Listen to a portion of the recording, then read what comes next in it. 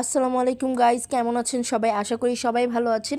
আজকে আমার এবং আমার ভাইয়ের খেতে ইচ্ছা করছিল মুরগির মাংস। মাকে রান্না করতে বলে, মা বলল যে তুমি নিজেই রান্না করো।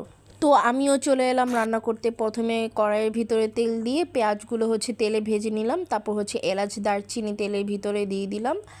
এরপরে রসুন বাটা, আদা বাটা আর জিরা বাটা দিয়ে ভালো করে মশলার সাথে জিরা বাটা, আদা বাটা আর রসুন বাটাটা মিক্স করে নিলাম। এই পর্যায়ে আমি বারবার মিশ্রণটাকে নাড়া দিচ্ছিলাম, কারণ এটা কড়াইয়ে লেগে যাচ্ছিল এবং এটা অনবরত আমি নাড়তেছিলাম যেন কড়াইয়ে লেগে না যায়। এখন দিয়ে দিচ্ছি পরিমাণ মতো মরিচের গুঁড়া, হলুদের গুঁড়া আর পরিমাণ মতো লবণ।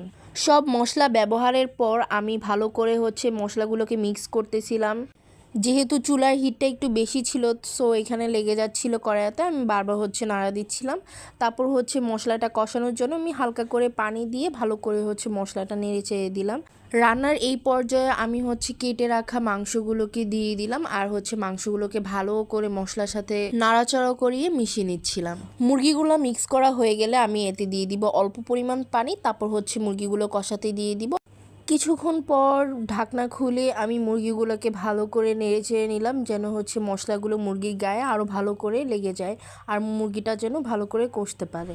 15 থেকে 20 মিনিট পর মুরগিটা ভালো করে কষানো হয়ে গেলে আমি এর মধ্যে পরিমাণ মতো পানি অ্যাড করে দিব আর ঢেকে দিব, যেন মুরগির মাংসটা সিদ্ধ হতে পারে। মাংসটা সিদ্ধ হতে হতে ঝোল শুকিয়ে আসলে আমি লাস্টবারের মতন মাংসটাকে নাড়াচাড়া করে নিলাম। আমার রান্না প্রায় শেষ। রান্না শেষে আমি এটা প্লেটে সার্ভ করে নিচ্ছি।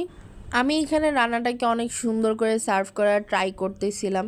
আমার রান্নাটা কেমন হয়েছে আপনারা সবাই কিন্তু জানাবেন। তারপর আমি ভাতের সাথে কিছুটা মাংস নিয়ে টেস্ট করার জন্য বসে পড়লাম। আর আমি চাচ্ছিলাম যে আমার প্লেটটাকে একটু সুন্দর করে সাজানোর। আমি যখন ফার্স্ট বাইটটা নিলাম, আমার কাছে খেতে খুবই মজা লাগছে। আর এই রান্নাটার নাম মুরগির তেল কষা।